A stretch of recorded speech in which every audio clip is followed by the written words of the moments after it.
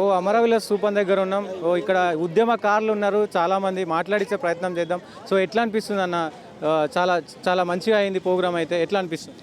ఈరోజు మరి ప్రత్యేక రాష్ట్రం కోసం ఏర్పడినటువంటి ఆనాటి టీఆర్ఎస్ పార్టీ మరి నేటి మరి 10 ఏళ్ళు పరిపాలన చేసిన తర్వాత కేసీఆర్ గారి ప్రభుత్వంలో మరి అమరుల సాక్షిగా ఏ విధంగా అయితే వారి యొక్క ఆశయాలకు అనుగుణంగా ఈ యొక్క పరిపాలన కొనసాగిందో మరి దాన్ని కొనసాగిస్తూ ఆ అమరవీరుల స్ఫూర్తిని కొనసాగిస్తూ మరి రేపటి రోజున తెలంగాణ రాష్ట్రం మరి 2014లో సిద్ధించిన రోజు మన నేటికి 10 ఏళ్ళు పూర్తయిన సందర్భంలో ఈరోజు గౌరవ మాజీ ముఖ్యమంత్రి తెలంగాణ తొలి ముఖ్యమంత్రి కేసీఆర్ గారు, అదేవిధంగా బీఆర్ఎస్ పార్టీ ఎమ్మెల్యేలు, గౌరవ బీఆర్ఎస్ వర్కింగ్ ప్రెసిడెంట్ కేటీఆర్ గారు, మరి ముఖ్య ఎమ్మెల్యేలు, పార్టీ నాయకులు, కార్యకర్తలు అందరి ఆధ్వర్యంలో ఈరోజు గన్ పార్క్ దగ్గర మరి కేసీఆర్ గారు నివాళులర్పించి అక్కడ నుండి లక్షలాదిగా ర్యాలీగా వచ్చి ఇక్కడ అమరజ్యోతికి మరి దీపాలతో వచ్చి నివాళులర్పించి ఘనంగా ఆ యొక్క అమరులను స్మరించుకుంటూ ఈరోజు ర్యాలీ గొప్పగా కొనసాగింది.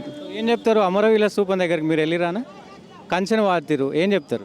ఈరోజు మరి అసెంబ్లీలో చెప్పేటి అన్ని నీటి సూత్రాల లెక్క మరి రేవంత్ రెడ్డి ప్రభుత్వం మరి గత పాలన లెక్క కంచెలు ఉండవు, మరి స్వేచ్ఛ ఉంటుంది, నిర్బంధాలు ఉండవు అని చెప్పుకుంటూనే మరి యొక్క అమరవీరుల గన్ పార్క్ వద్ద మరి కంచెలు ఏర్పాటు చేసిన సందర్భం. అదేవిధంగా అక్కడి నుంచి మేము ర్యాలీగా వచ్చిన సందర్భంలో ఇక్కడ మా యొక్క మైకులు కూడా కట్ చేయడం జరిగింది. మరి ఇక్కడ అమరులను స్మరించుకునే ఒక పాట రూపంలో మరి కళాకారులంతా తెలంగాణ నుంచి తరలి వచ్చిన సందర్భంలో వారు మరి అమరులను తలుచుకునే పాటను కూడా పాటించే పరిస్థితి లేదు. మరి చెప్పేటి ఒకటి చేసేటి ఒకటి రేవంత్ రెడ్డి ప్రభుత్వం. వారికి ఖచ్చితంగా తెలంగాణ ప్రజలు కానీ బీఆర్ఎస్ పార్టీ ఖచ్చితంగా గుణపథం చెప్తుంది.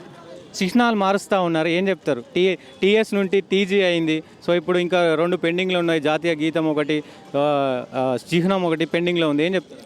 మరి మార్పు అని పేరిట మరి తెలంగాణ ప్రజల్లో మరి ఒక ఏదో కొత్త ఆశలు రేకిచ్చి మరి తెలంగాణను ఈ విధంగా మారుస్తామని 420 హామీలు ఇచ్చి వాళ్ళు చేస్తున్న మార్పు ఏంటంటే టీఎస్గా ఏర్పడేదాన్ని టీజీగా చేయడం, అదేవిధంగా తెలంగాణ చిహ్నాన్ని మరి ఇష్టమైన రీతిలో తయారు చేయడం, మరి తెలంగాణ తల్లి విగ్రహాన్ని వేరే రీతిలో మరి తయారు చేయడం తప్ప వాళ్ళు చేసిన మార్పు ఏం లేదు. మరి నిజంగా రైతులకు కానీ మరి ఇటు విద్యార్థులకు కానీ తెలంగాణ ప్రజలకు కానీ ఈ 6 నెలల నుంచి వారు చేసిన మార్పు ఏం లేదు. వాళ్ళని అరిగోస పుచ్చుకోవడం తప్ప మరి నీళ్ళు ఎండబెట్టిర్రు, మరి ఉద్యోగాలు ఒక నోటిఫికేషన్ ఇవ్వలేదు, అదేవిధంగా అభివృద్ధి అనేది ఇంతవరకు లేదు. మరి 30,000 ఉద్యోగాలు ఇచ్చినామని చెప్తా ఉన్నారు. నిజంగా హాస్యాస్పదం. మరి తెలంగాణ విద్యార్థులు ఏ విధంగా అయితే మార్పు కోరుకున్నారో మరి 1,94,000 ఉద్యోగాలు కేసీఆర్ గారు భర్తీ చేసిన సందర్భంలో మరి ఆనాడు కేసీఆర్ గారి ప్రభుత్వం మరి నోటిఫికేషన్ ఇచ్చింది.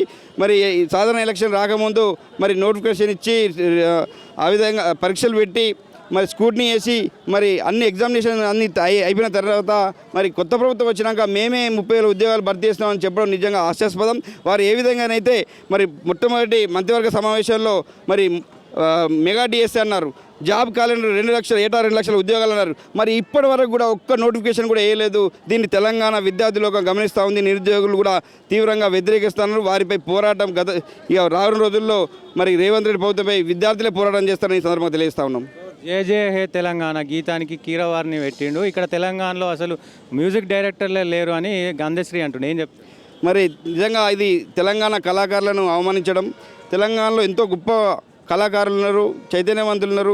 మరి ఈ తెలంగాణ గీతాన్ని మరి గతంలో జయ హే తెలంగాణ గీతం మరి ఏర్పడ్డది. మరి 10 ఏళ్ళు కూడా ప్రభుత్వంలో ఎన్నో ఈ రెండు దఫాలుగా మరి అన్నాడు తెలంగాణ జూన్ 2 ఏర్పడిన నుంచి, అదేవిధంగా స్వతంత్ర ఏర్పడిన నుంచి మేము జెండావిష్కరణ చేస్తా ఉన్నాం. ఆ తరుణంలో కూడా జయ హే గీతం ఉంది. మరి దాన్ని మారుస్తూ వారు ఏదో కేసీఆర్ ఆనవాళ్ళు లేకుండా చేయాలనే ఒక కుట్రపూరితమైన వివరంలో ఇదొకటి.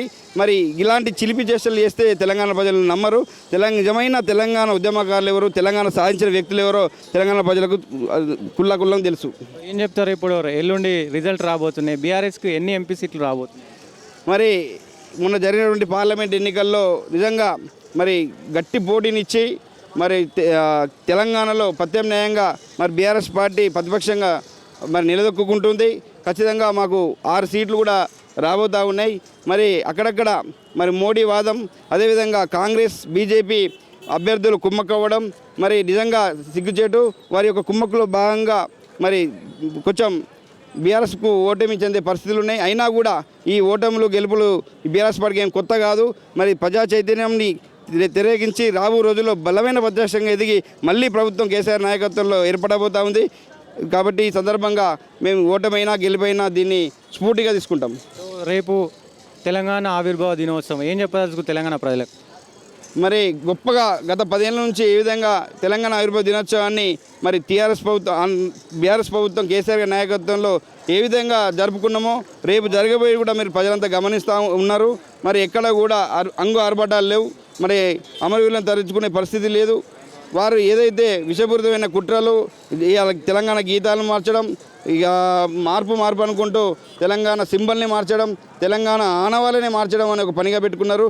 దీనిని ప్రజలు గమనిస్తూ ఉన్నారు. ఖచ్చితంగా మరి గతంలో ఏం జరిగిందో ఇప్పుడు ప్రజలు కూడా గమనిస్తూ ఉన్నారు.